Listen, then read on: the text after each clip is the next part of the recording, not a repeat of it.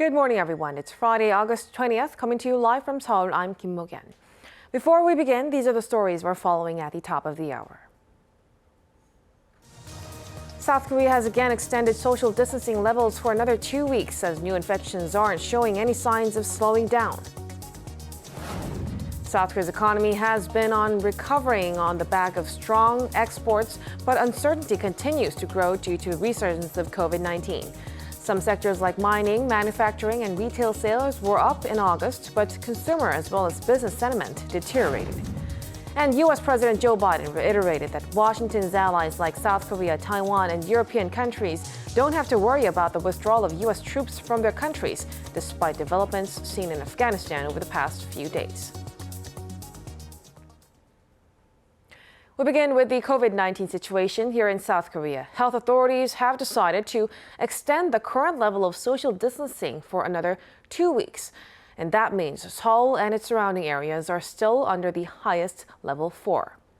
For more on this, we have our Kim Do-yeon at the News Center standing by. Do-yeon, give us the latest. Mo-gyan, as you said, for 2 more weeks, Seoul and its surrounding areas will maintain the highest level 4 social distancing, while the rest of the nation will be under level 3. First, let's take a listen to what Prime Minister Kim Boo-kyum said about the decision. Although each citizen is fully participating, there are around 2,000 daily new cases continuously. The Delta variant movement for summer vacation, increased contact among people, and feeling restrained from social distancing are all reasons that seem to be impacting the current situation. Keep in mind there are a few other regions that have autonomously raised the level to level 4, such as Jeju, Daejeon, and Busan. Also, there are some adjustments to the current restrictions, especially for level 4 areas. Cafes and restaurants can now only have customers eating on site until 9 p.m. But the gathering ban of 3 or more people after 6 p.m. will be adjusted so that up to 4 people can meet if at least 2 in the group are vaccinated. More details on the social distancing rules will be released in an hour, so I'll have more on this in a later newscast. Okay, now that will be tough for everyone for an additional 2 weeks. Now, can you tell us more about the current situation in terms of the spread? How are the new infections today? Mo-gyan, South Korea reported 2,052 new cases of COVID-19 on Friday, all but 51 of them locally transmitted, a serious sign that justifies the extension of the current social distancing measures. This is the second day in a row for the country to see numbers above 2,000 mark and the third highest figure the country's ever seen. Cases are being reported all across the country with small clusters being spotted. This also indicates that the number of cases will not drop anytime soon. In the capital area, the majority of new clusters with a double-digit number of cases were from office setting, workplaces that even led to co-workers' family members being infected. In non-capital areas, notable clusters were mostly reported as coming from public places such as bathhouses and PC rooms. Another concerning factor is that apart from clusters, nearly 30% of new cases from last 2 weeks are still being traced. That means that infections could have continued to spread with more people exposed to the virus. Now turning to the vaccination front, later on Friday, health authorities will reveal the type of vaccine that will be given at the start of the rollout for the 18 to 49 age group. Authorities have already confirmed that they will be receiving an mRNA vaccine, meaning it'll be either Pfizer's or Moderna's. The vaccinations will start on the 26th of this month, and such late notice to individuals comes as the amount of doses available for Moderna's type is unclear. The company has been having supply issues in August and won't be able to provide the initially promised amount. Hong Kong is no longer recognizing COVID-19 vaccination certificates issued from South Korea. The Korean Consulate General in Hong Kong said Thursday that the Hong Kong government has strengthened its standards for accreditation of COVID-19 vaccination certificates. Starting today, South Korean nationals must obtain a Hong Kong visa before visiting and must be quarantined at a designated hotel for 3 weeks. Hong Kong not only recognized certificates issued by mainland China, Macau, and 36 other countries designated by the WHO as advanced regulatory bodies.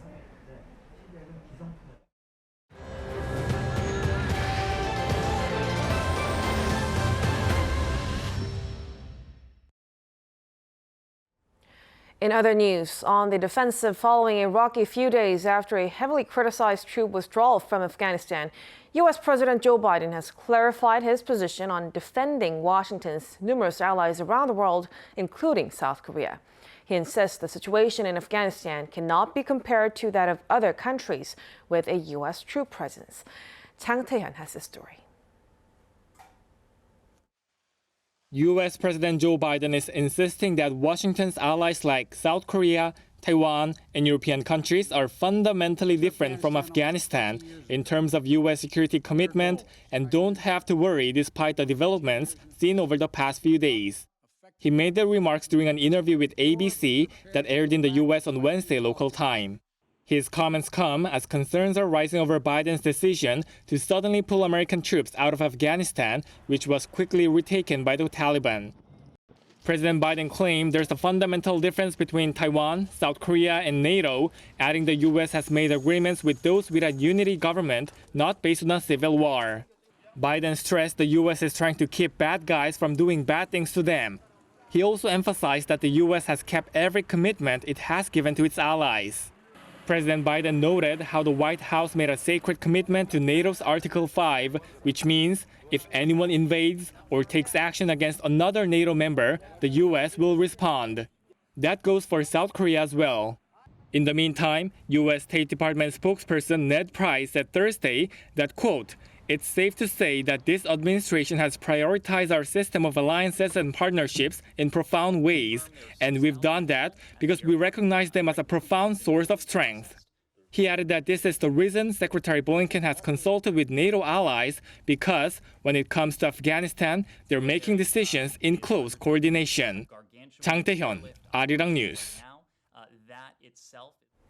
And staying with the situation in Afghanistan, the Taliban has opened fire on protesters who have taken to the streets across many Afghan cities, defying the militant group's rule.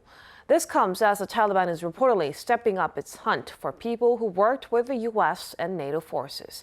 Min Soo-kyun reports.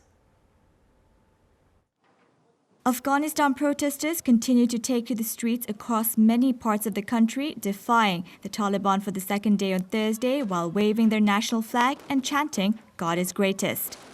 The demonstrations came as Afghans celebrated Independence Day, commemorating the end of British rule in the country. However, celebrations were met with gunfire as the militant group killed at least 2 people and left dozens wounded. Following its swift takeover of Afghanistan, the Taliban is reportedly searching for people who have worked with U.S. and NATO forces. Citing documents drawn up by the UN, the BBC reported that the country's new rulers are stepping up the search. It also described that the militants are threatening to arrest or kill people who work in the military, police, and investigative agencies. This is in stark contrast to what was said earlier, as Taliban leaders had promised they would not attack those who had worked with the government or the US-led coalition. Local news agency Kama Press has also reported that the capital Kabul has an overnight curfew in place and no one is allowed to leave their homes after 9 p.m. except in emergency cases. Marking the country's Independence Day, the Taliban declared it had beaten the US, which it called, quote, "the arrogant power of the world." The group also declared that the country is now the Islamic Emirate of Afghanistan, the name used when it ruled the country brutally in the late 1990s, adding that they wish to forge friendly ties with other countries around the world. Against this backdrop, chaotic evacuation continues on the ground in Afghanistan, with the U.S. military saying that it has evacuated nearly 6,000 people during the past week or so. Meanwhile, the G7 foreign ministers are urging the Taliban to ensure the safety of people evacuating Afghanistan while vowing to exert all possible efforts to help the vulnerable escape from the country. Min Soo-kyun, Arirang News. Toyota plans to slash its production by 40% next month amid a global chip shortage. Japan's largest car maker initially planned to make around 900,000 vehicles in September, but now the company has reduced its output target to 540,000. The decision is due to part shortages resulting from a resurgence in COVID-19 cases. Cuts will be made at 14 plants in Japan, with the rest at overseas factories, including those in the U.S., China, and Europe. Toyota's rivals such as General Motors, Ford, and Nissan have already scaled back production in the wake of the global chip crisis. While South Korea's major economic indicators have been showing positive signs of recovery for the past few months, downside risks coming from the pandemic's fourth wave continue to dampen the bright outlook. In its monthly economic report Friday, the Finance Ministry painted a somewhat grim picture of the local economy. Consumer as well as business sentiment deteriorated in July due to the resurgence of the virus across borders. Although exports in July rose almost 30%, with the latest overall industrial output jumping 6.7% on year, they might not yet reflect the current COVID-19 situation. South Korea's producer price index reached an all-time high in July, increasing for the 9th consecutive month. The Bank of Korea said Friday that its index last month stood at 110.02, edging up 0.7% from the previous month. It rose 7.1% on year, the largest increase since 2011. The central bank attributed the rise to the higher prices of industrial goods led by global oil and raw material prices. It was also largely driven by prices of agricultural products, as there were fewer crops to harvest due to the scorching heat wave. Lawmakers in South Korea are pushing ahead with a bill that would inscribe into law its pledge to go carbon neutral by 2050. If it becomes law, South Korea will join a handful of advanced countries like Sweden and the UK that have legislated their own net zero targets. Lee Kyung-eun tells us more. South Korea takes its first step towards making its goal of becoming carbon neutral into law. The National Assembly's Standing Committee on Wednesday approved a bill aimed at solidifying the plan, which the government hopes to achieve either by reducing gas emissions from coal and liquefied natural gas, or replacing them with green hydrogen. Spearheaded by the ruling Democratic Party, the bill commits South Korea to reach net zero carbon emissions by 2050. And as a midterm goal, reducing carbon emissions by at least 35% compared to 2018 levels by 2030. That's going to become South Korea's new nationally determined contribution, part of the global initiative to go carbon neutral in line with the 2015 Paris Agreement. The new NDC, which will be submitted to the UN in November, sets a strengthened target compared to its previous one, which says 24% below 2017 levels by 2030. The bill also promotes establishing related committees in both central and local governments, executing climate policies and transforming small companies into green businesses. Several advanced countries have already made their net zero targets into law. Sweden was the first country, pledging to become carbon neutral by 2045, 5 years ahead of the global timeline. France, the UK, and 4 others have subsequently set the same goal for 2050. South Korea was among the 6 countries or areas that have proposed legislation. And if the bill officially passes through Parliament next week, South Korea will be the latest country to have a legally binding goal of net zero carbon emissions. Lee Kyung-eun, Arirang News. Seoul City will build an eco school where youngsters can learn how to be more conscious of the environment. It's one of the city's latest initiatives to respond to climate crisis. Seoul City Mayor met with the Superintendent of Education Wednesday to strike a deal on the school. Officials plan to turn an empty school in Gangseogu District into the environmental education hub. Mini ecosystems, greenhouses, and ponds will allow citizens and students to learn more about the environment. They aim to be open by September 2024. This past July, it turns out, was the world's hottest month on record. According to the U.S. National Ocean and Atmospheric Administration, the global surface temperature in July stood at 16.73 degrees Celsius, which is 0.93 degrees higher than the 20th century average. The agency said this is a sign that what it called the disturbing and disruptive trend of climate change is getting worse. The record heat last month is believed to have contributed to a series of environmental disasters, from heat domes across North America, Europe, and Asia to devastating wildfires on multiple continents and even in Siberia. South Korea is on its way to become a more animal-friendly country. Amending its civil code, the government will protect animals from abuse and abandonment by recognizing them as beings and not objects as they previously were. Han Sung with the details. Animals will no longer be legally categorized as objects in South Korea. That's because the country plans to amend its civil code to grant animals legal status to prevent cases of abuse and abandonment.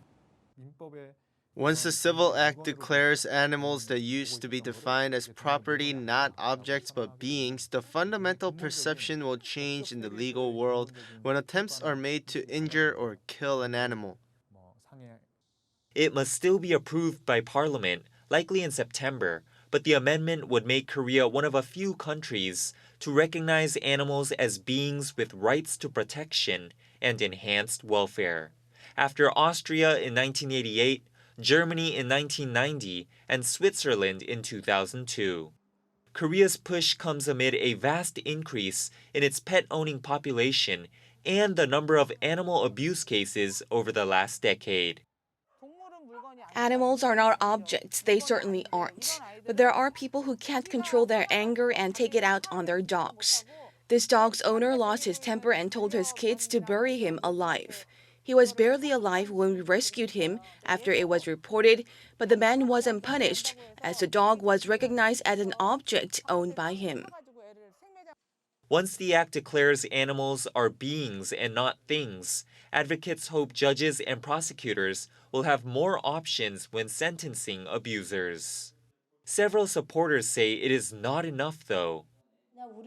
Abuse, abandonment, and neglect of pets have not improved in our society and need to be controlled by subsequent legislation. One of the most typical cases of such abuse is the consumption of dog meat, which should also be prohibited by law. On the contrary, the Korea Pet Industry Retailers Association has pointed out that laws are already in place to ensure the safety of animals. Some critics fear the revision could result in unnecessary restrictions on pet shops and breeders, potentially making adoption more difficult. Han Sung-woo, Arirang News.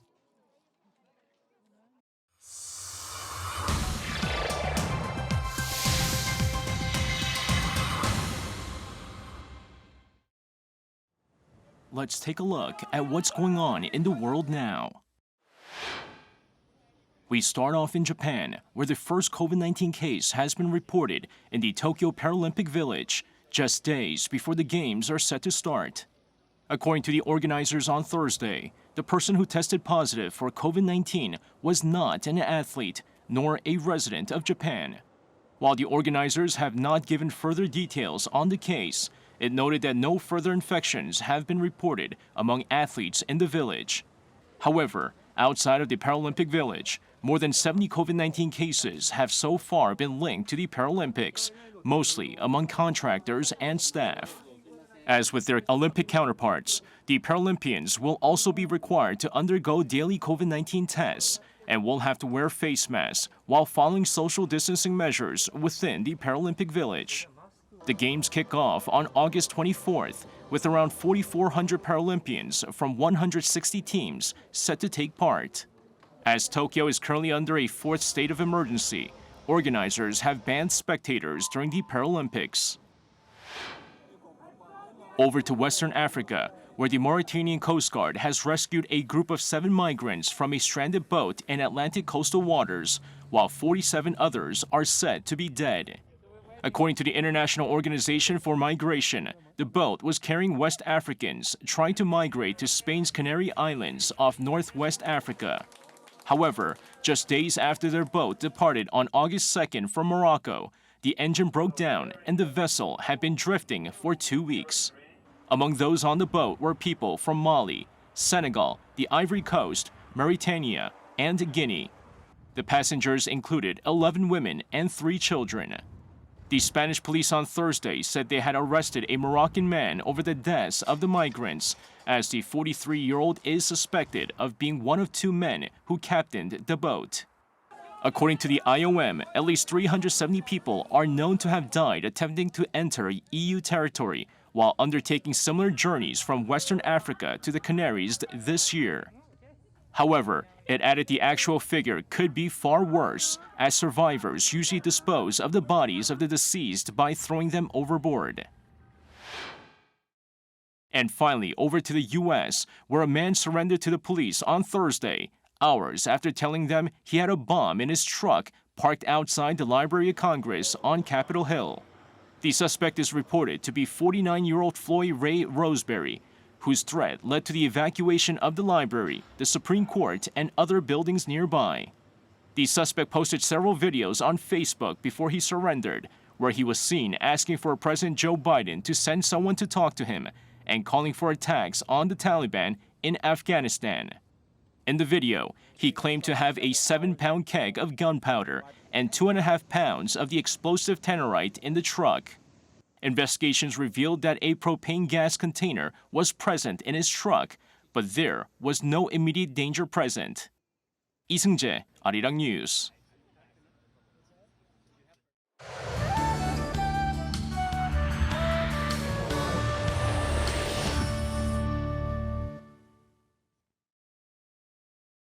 Good morning. We've had many rainy days all month, and today is forecast to be no exception. Sudden rain will fall in central and inland regions down south with 5 to 14 millimeters in the forecast. Temperatures though will be similar to slightly higher for most areas, and Seoul and Daejeon will be going up to 31 degrees Celsius with a chance of passing rain. And speaking of rain, the autumn monsoon season starts this weekend. A stationary front that dropped torrential showers in China and Japan will also bring heavy rainfall to Korea. Showers that begin along the south coast and Jeju tonight will spread to the entire country by tomorrow. And the further south you are, the heavier rainfall you're going to receive, and the capital will see a moderate amount of rainfall as well.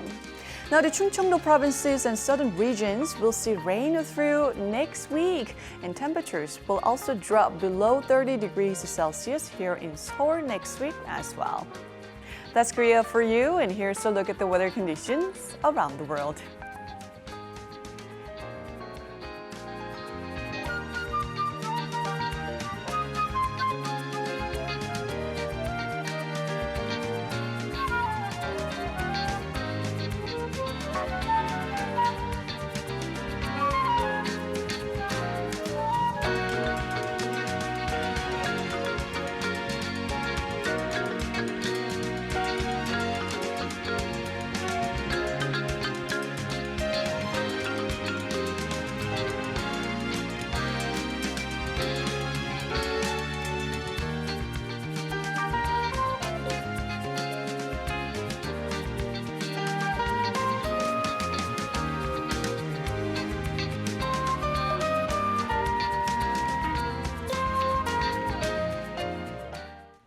And that will do it for us at this hour on Arirang News. We'll be back at noon Korea time, so stay tuned. Thank you for watching and goodbye.